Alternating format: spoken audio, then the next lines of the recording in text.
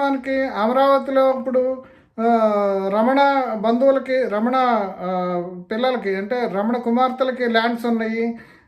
ఈ రకరకాల విమర్శలు, రకరకాల ఈ దీంతో వైఎస్ఆర్సీపీ కానీ, జగన్మోహన్ రెడ్డి కానీ ఆయన టార్గెట్ చేయటం మొదలుపెట్టారు.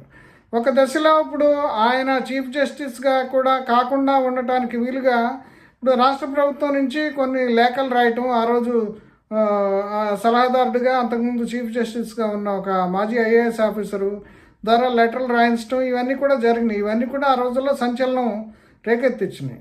కానీ మరి ఆ రోజున తను ఏమీ మాట్లాడకుండా ఇప్పుడు తను ఇంత బేలతనాన్ని తను ఆ రోజుల్లో తను ఏమీ ఎందుకు చర్యలు తీసుకోలేదు జగన్మోహన్ రెడ్డి మీద?